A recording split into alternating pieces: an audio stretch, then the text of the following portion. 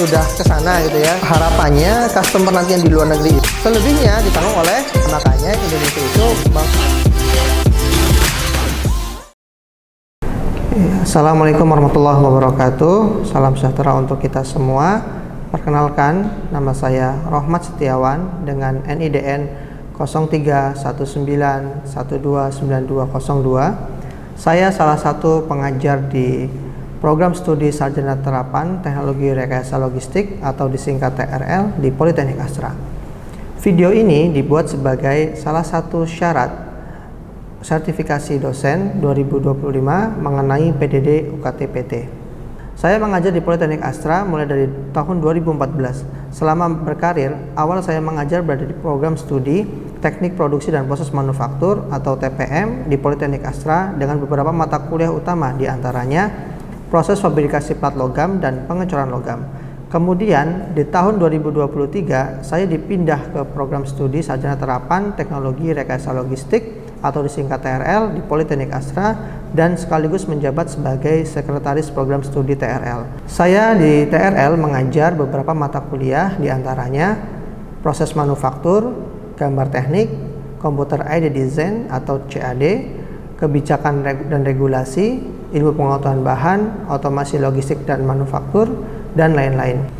Saat ini, Politeknik Astra berada di kawasan industri Cikarang, lokasi yang cukup strategis, berada dekat dengan lokasi industri, yang mana bisa menjadi penunjang kebutuhan SDM di industri, serta bisa juga meningkatkan kualitas pembelajaran di Politeknik Astra dengan menyelenggarakan teaching industry yang diharapkan juga dapat meningkatkan kualitas lulusan agar siap kerja sesuai dengan bidangnya. Program Studi Sarjana Terapan Teknologi Rekayasa Logistik atau TRL memiliki kekhasan di bidang logistik manufaktur dengan memanfaatkan teknologi informasi dan otomasi dalam rekayasa pengelolaannya agar lebih efektif dan efisien. Dalam dunia logistik manufaktur, setiap proses dari hulu ke hilir sangatlah penting untuk dipelajari dan dipahami oleh mahasiswa-mahasiswi. Salah satunya adalah proses impor dan ekspor. Untuk memenuhi kebutuhan proses produksi yang ada di dalam negeri, yaitu dengan cara impor, maupun kebutuhan customer yang ada di luar negeri, yaitu dengan cara ekspor.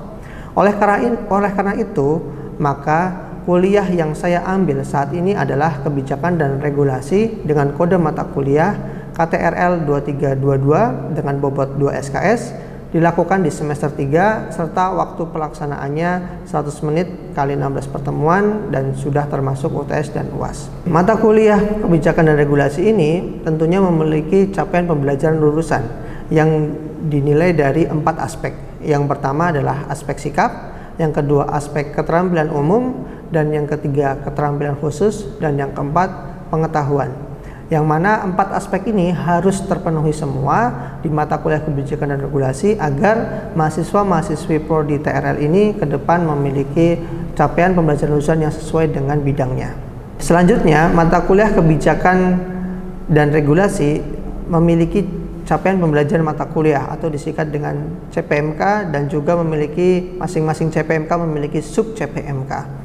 Berikut adalah capaian pembelajaran mata kuliah di kebijakan dan regulasi. Yang pertama adalah mahasiswa-mahasiswi mampu memahami konsep dan peraturan kepabeanan dalam konteks logistik dan memiliki sub CPMK. Yang pertama, mahasiswa-mahasiswi mampu memahami prinsip kepabeanan dan logistik, dan yang kedua, mahasiswa-mahasiswi mampu memahami regulasi dan kebijakan kepabeanan dalam logistik. Dan kemudian CPMK yang kedua adalah mahasiswa-mahasiswi mampu menjelaskan proses dan prosedur impor dan ekspor dan memiliki sub CPMK. Yang pertama, mahasiswa-mahasiswi mampu menjelaskan proses impor barang. Yang kedua, mahasiswa-mahasiswi mampu menjelaskan proses ekspor barang. Yang ketiga, mahasiswa-mahasiswi mampu menghitung bea dan cukai dan tarif. Kemudian yang keempat, mahasiswa-mahasiswi mampu menjelaskan penanganan dan pengecekan barang. Kelima, mahasiswa-mahasiswi mampu menjelaskan sistem kepatuhan dan pengawasan kepabeanan. Lalu CPMK yang ketiga, mahasiswa-mahasiswi mampu memahami dan menganalisis isu-isu kepabeanan yang mempengaruhi operasional logistik dan memiliki sub CPMK. Yang pertama, mahasiswa-mahasiswi mampu menganalisis isu-isu terkini dalam kepabeanan, dan yang kedua, mahasiswa-mahasiswi mampu menganalisis peran kepabeanan dalam perdagangan internasional. CPMK yang keempat adalah mahasiswa-mahasiswi mampu menerapkan pengetahuan kepabeanan dalam perencanaan dan pengelolaan rantai pasok, dan memiliki sub CPMK yang pertama, mahasiswa-mahasiswi mampu merancang simulasi proses kepabeanan, dan yang kedua, mahasiswa-mahasiswi mampu membuat proyek akhir terkait kepabeanan dalam pengelolaan rantai pasok. Dalam mata kuliah kebijakan dan regulasi ini, kami memiliki sistem pembelajaran, yaitu pembelajaran dilakukan di kelas secara tatap muka dengan jumlah pertemuan 16 kali 100 menit dan sudah termasuk UTS dan UAS. Kemudian kapasitas kelas maksimal 32 mahasiswa-mahasiswi, dan di sistem pembelajaran kami terdapat satu pertemuan untuk belajar di industri manufaktur dan pelabuhan untuk melihat kebijakan dan regulasi yang ada serta update teknologi terkait dengan kebijakan dan regulasi. Kemudian untuk kriteria penilaian di mata kuliah ini terdapat 3 komponen penilaian, yaitu yang pertama adalah tugas baik individu maupun kelompok dengan bobot 20%, dan kemudian ada ujian tengah semester atau UTS dengan bobot 30%, lalu kemudian ada ujian akhir semester atau UAS dengan bobot 50%. Dan berikut adalah cara saya mengajar di kelas di mata kuliah kebijakan dan regulasi. Oke, bismillahirrahmanirrahim. Assalamualaikum warahmatullahi wabarakatuh. Waalaikumsalam warahmatullahi wabarakatuh. Selamat siang teman-teman semua.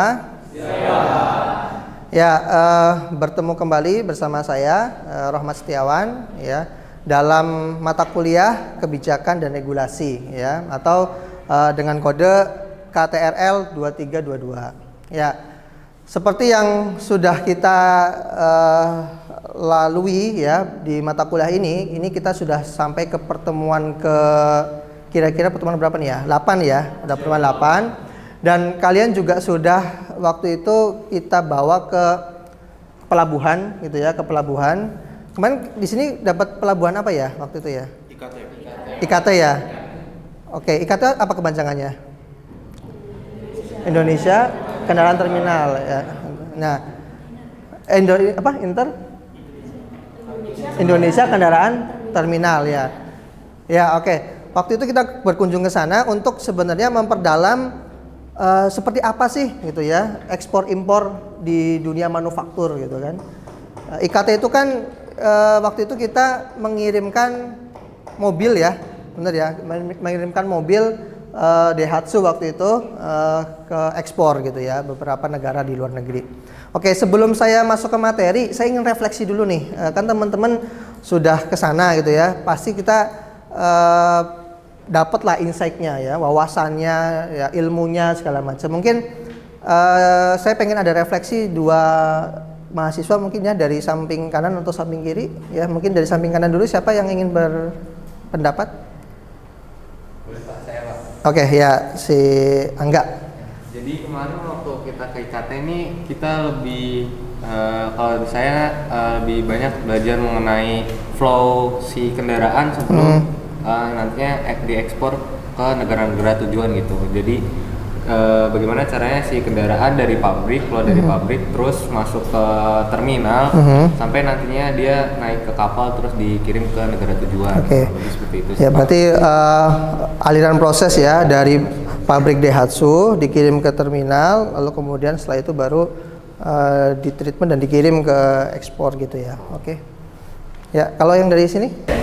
Saya Pak. Ya, silakan Ellen. Yang saya dapat kemarin itu ternyata di IKT sendiri itu ada inspeksi ulang, di mana barang-barang terutama mobil ya dikirim itu diperiksa lagi melewati sebuah area yang diperiksa oleh dari teman-teman IKT. Jadi saya baru tahu ternyata walaupun udah dicek ulang sama si PT pengirimnya sendiri, tapi di IKT harus dicek ulang kembali supaya nantinya ketika dimuat barang yang dimuat itu benar-benar sudah dalam good condition. Oke. Ya. Ya, berarti harapannya customer nanti yang di luar negeri itu akan menerima barang itu utuh dan masih berkualitas gitu ya, dijaga ya. Yaitu nanti bicara ke materi selanjutnya ini adalah bagaimana menghitung nilai pabean yang mana di dalamnya juga ada asuransi di situ. Ya baik, terima kasih Saudara Angga dan Mbak Ailen ya dalam refleksi ya terkait dengan kunjungan ke IKT ya. Memang betul bahwa kita selaku pelaku logistik manufaktur itu memang harus mempelajari lebih luas gitu ya, bagaimana barang-barang yang kita produksi ini dikirim ke luar negeri ya, treatmentnya seperti apa ya, dan yang lain seperti apa, sehingga kalian nanti ketika nanti berada di industri manufaktur ya tahu bahwa oh ternyata ya ketika mau dikirim itu harus dijaga loh kualitasnya gitu ya. Oh ternyata ada perhitungan-perhitungan ya terkait dengan biaya keluar ya, biaya masuk dan yang lainnya itu juga ternyata ada gitu. Oke ya, terima kasih atas refleksinya, dan kali ini saya ingin membawa teman-teman ke materi selanjutnya, yaitu terkait dengan nilai pabean gitu ya. Tapi sebelum itu saya ingin mengingatkan kembali bahwa kenapa kita belajar seperti itu gitu ya. Ini RPS yang sudah saya juga sampaikan kepada teman-teman semua yang ada di sini, perjalanan kuliah kita ya sampai UAS gitu ya, yang mana mata kuliah ini itu terdiri atas ada 16 pertemuan ya, ini sudah pertemuan ke-8, jadi bentar lagi UTS ya. Benar ya, UTS ya, bentar lagi ya. Ya saya ingin mengingatkan kembali bahwa di materi yang akan kita pelajari sampai selesai itu ada materi di sini nih. Nih ya. Sorry. Ya ada materi ini. Ya materi ini. Ya, mahasiswa mampu menghitung bea cukai dan tarif gitu ya. Jadi nanti materi ini nanti kita akan bahas bagaimana sih cara menentukan nilai bea masuk gitu ya, nilai pabean dan yang lainnya. Nah, materi ini materi yang dasar terlebih dahulu supaya kita tidak pusing gitu ya untuk ngitung-ngitung nilai gitu ya. Oke. Ya,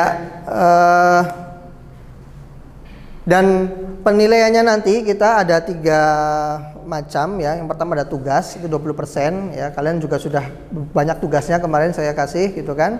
Dan kemudian nanti ya setelah pertemuan ini kita ada UTS ya 30%, dan juga nanti ada UAS ya di pertemuan ke-16 yaitu dengan bobot 50% gitu ya. Ya. Kita masuk ke materi nilai pabean ya, bahwa yang namanya kita belajar kebijakan dan regulasi tentunya dalam nilai pabean pun juga diatur ya kebijakan dan regulasinya ya.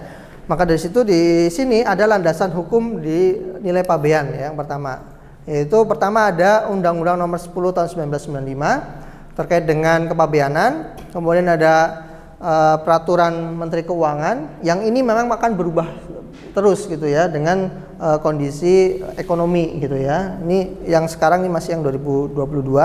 Lalu kemudian juga ada PMK yang 2008 dan seterusnya.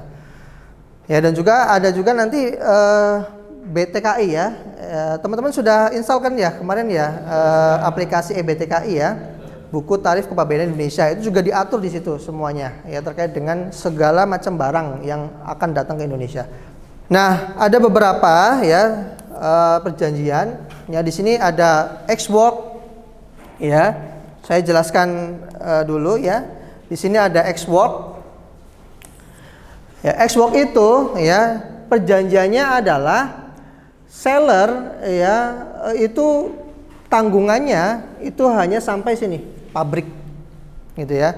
Selebihnya itu ditanggung oleh siapa? Buyer gitu ya, oleh buyer sampai kepada konsumen di sini ya.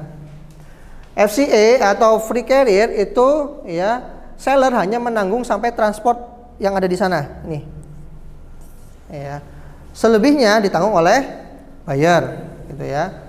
Kemudian ada carriage paid to itu juga sama ya. Seller menanggung sampai transport, dan juga kalau ada kesepakatan juga dia bisa menanggung sampai sini, tergantung kesepakatannya gitu ya. Dan yang lainnya, cuman kita hanya pakai yang sering dipakai aja. Yang sering dipakai biasanya ada Ex-Work, ada FOB, mungkin kalian sering mengenal FOB ya, free on board. Ya, free on board itu biasanya perjanjian yang seller itu hanya sampai pelabuhan yang di sana, pelabuhan yang ada di negara asal ya port yang ada di negara asal. Jadi di sini, ya di sini nih, ya port negara asal. Selebihnya ke kita selaku konsumen itu kita yang nanggung, ya di sini. Misalnya kamu pakai Alibaba tuh, Alibaba, AliExpress, itu biasanya apa tuh FOB gitu, ya perjanjiannya. Tapi yang Indonesia yang kita anut itu ada ini CIF. Apa tuh CIF? Ya, Cost, Insurance, and Freight.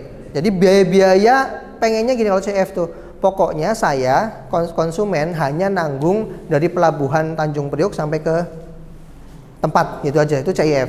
Berarti selebihnya itu ditanggung oleh seller, ya oleh seller sampai ke mana? Pelabuhan kita. Gitu ya. Nah, makanya tadi ada asuransi sebagai opsional ya. Di sini nih, insurance ya. Kalau misalnya dia tidak tertera di situ di apa namanya nilai pabeannya ya, maka asuransi tadi ditambahkan 0,5% dari cost and freight gitu ya.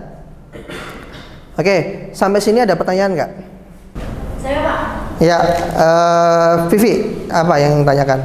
Pak, untuk tarif dari biaya masuk itu dari tiap negara apa berbeda apa sama? Ya, tarif biaya masuk itu di masing-masing negara itu beda-beda gitu ya. Termasuk Indonesia. Indonesia itu mengenakan tarif biaya masuk dari berbagai negara itu juga beda-beda. Nah, makanya Indonesia itu mengeluarkan buku tarif kepabeanan Indonesia ya. Jadi itu diatur semua di situ. Termasuk juga yang sekarang lagi ngetren kan, yang perang Amerika dengan Cina gitu ya. Itu kan Amerika mengeluarkan biaya masuk yang luar biasa, dampaknya ke Indonesia juga luar biasa kan, sampai berapa persen tuh, 20%, berapa persen gitu ya. Nah, itu kebijakan masing-masing negara itu beda-beda. Itu ya, itu ya. Ini saya ada soal ya. Nanti saya coba bagaimana mengerjakannya. Nanti saya ada soal lanjutan, nanti bisa kita tes ya untuk mengerjakan, dan ada tugas juga seperti biasa ya. Kita tuh setiap kali pertemuan harus ada tugas gitu ya. Nah, contoh soalnya begini. I itu berarti importir gitu bahasanya ya. Importir membeli mesin X kepada E. E itu adalah eksportir. Ya, berarti yang ada di luar negeri, yang ada di Korea kalau di sini soalnya. Dengan harga export. Export sampai mana tadi? Pabrik ya. Export itu pabrik ya, sebesar USD 100.000 gitu ya. Agar barang sampai di pabriknya, I masih menanggung biaya sebagai berikut. Ya, 1, biaya pemuatan, pembongkaran, cargo handling, dan inland freight. Berarti inland freight ada di sana, di Korea, gitu ya. Kemudian ada freight dari Korea sampai dengan Tanjung Priok. Ya, berarti dari port Korea sampai Tanjung Priok. Kemudian di sini juga marine cargo insurance, ya. Kemudian ada biaya pengurusan dokumen manifest dan bill of lading ya, dan cargo handling di Tanjung Priok ya. Kemudian ada biaya masuk dan PDRI ya, biaya pengangkutan dari Tanjung Priok ke Bekasi. Pertanyaannya adalah tentukan nilai pabean yang harus diberitahukan importir ya. Nah, berarti kan kita harus seleksi pertama kali dari yang diketahui tadi, mana yang masuk ke dalam perhitungan nilai pabean, mana yang tidak masuk. Kalau yang masuk berarti dihitung, tapi kalau yang nggak masuk ya diabaikan saja, gitu ya. Atau mana yang menjadi pengurang nilai itu, nanti tinggal dikurangin, gitu ya. Nah, kalau di sini, ya, nilai pabean X-work, berarti X-work tadi kan ada di pabrik ya, ada di pabrik ini, katakanlah ini pabrik eksportir, ya. Kemudian di sini kita sebagai buyer, pabrik importir gitu kan. X-work berarti di sini kan ya. X-work gitu ya. Nah, masih ada beberapa tanggungan sampai menuju ke sini. Ya. Yang penting acuannya adalah nilai pabean sama dengan kalau di Indonesia adalah nilai CIF gitu aja. Simpelnya. Berarti kalau misalnya di sini adalah X-work sampai ke CIF ya, berarti apa saja yang harus ditanggung di situ. Ya, berarti kan yang pertama biaya pemuatan, pembongkaran, cargo handling yang ada di, ya berarti di sini port ya. Ini juga port gitu ya. Ini kapal gitu kan ibaratnya gitu ya. Nah, kapal gitu kan. Nah, port yang asal ya, berarti ini termasuk inland freight. Berarti ada transport dari eksportir ke port, itu inland freight. Itu masuk ya, berarti ini masuk ya ke dalam perhitungan. Lalu freight dari Korea ke Tanjung Priok, berarti dari port ke port. Ini portnya Port Tanjung Priok. Ini juga termasuk ya, port ke port. Kemudian ada insurance ya. Ini juga termasuk, ada asuransi ya, insurance ya, juga termasuk ya. Nah, lalu kemudian biaya pengurusan dokumen ini udah di sini. Jadi ini nggak termasuk. Ini nggak termasuk, biaya masuknya udah dihitung ya, nggak termasuk dalam nilai pabean, di luar itu. Lalu kemudian biaya pengangkutan Priok ke Bekasi juga tidak termasuk. Sehingga ya nilai pabeannya adalah berapa? Perhatikan, 100.000 ya, 100.000 ditambah berapa? 10.000 ditambah 9.000 ditambah 400 berapa? Ya, USD 119.400 itu nilai pabeannya. Paham ya? Paham ya? Oke, kalau paham, saya ada soal. Ya. Saya ada soal yang nih, ya, soal nomor 1. Ya. Soal nomor 1. Ya, silakan buka catatannya, kemudian kalian coba mengerjakan gitu ya. Soal nomor 1. Importir I membeli mesin X dari E di Cina dengan harga ekspor USD 20.000 ya. Agar barang sampai di pabrik I di Bekasi ya, I masih menanggung biaya sebagai berikut. Inland freight ya di Cina, biaya pemuatan di Cina ya, freight dari Cina ke Tanjung Priok, marine cargo insurance ya, biaya pengurusan dokumen yang di Tanjung Priok, dan biaya pengangkutan di Tanjung Priok ke Bekasi sebesar 500 US dollar gitu ya. Nah, pertanyaannya adalah berapa nilai pabean ya, berapa nilai pabean yang harus dibayarkan? Pertanyaannya itu. Ya, soalnya mirip-mirip kayak tadi, silakan coba dikerjakan dulu. Siapa yang ingin mengerjakan di depan mungkin untuk teman-teman yang sudah selesai. Oh ya, Rizal. Ya. Rizal udah selesai ya? Oke, ya silakan Rizal kerjakan di depan ya. Diketahui ada ekspor dia USD 20.000. Terus ada handling di China USD 1.000. Terus ada freight China to Priok USD 7.000. Insurance USD 400 500. Terus ada handling di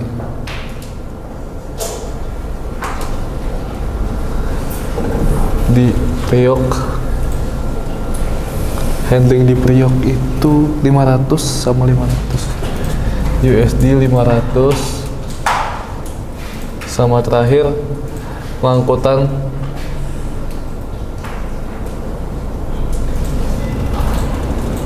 from Priok USD 500.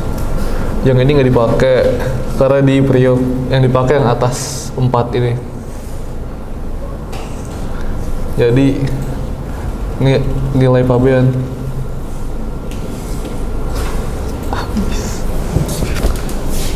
Oke, terima kasih Pak.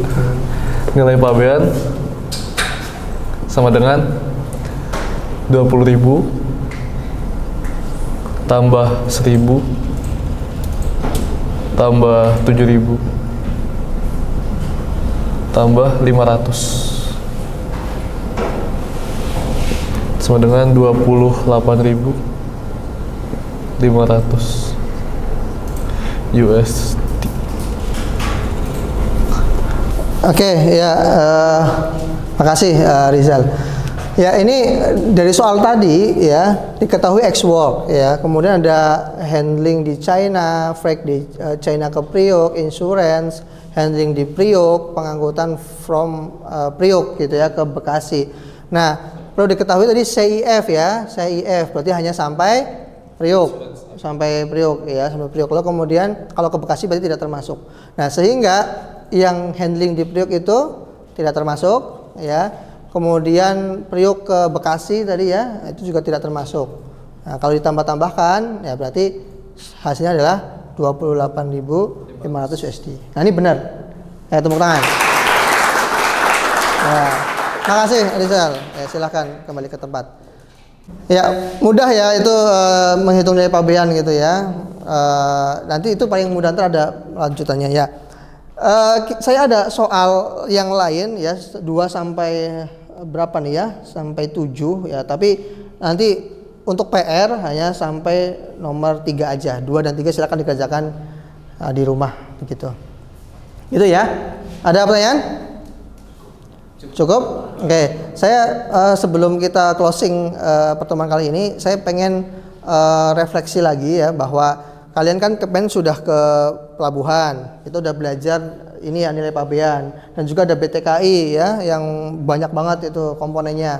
Kira-kira kamu selaku logistik manufaktur gitu ya, itu bisa nggak engineering gitu ya, bisa nggak memberikan inovasi apa yang untuk memudahkan ya, pelaku importir, pelaku eksportir ya dalam menjalankan ekspor impor. Ada yang berpendapat? Saya Ya, Stefani, silakan. menurut saya di perkembangan teknologi sekarang yang udah maju banget, apalagi soal AI ya Pak. Dalam dunia kepabeanan itu mungkin nanti bisa lebih dikembangkan. Kan contohnya kayak kita kan sekarang kalau ngelihat HS code suatu barang tuh kita harus lihat BTKI dulu.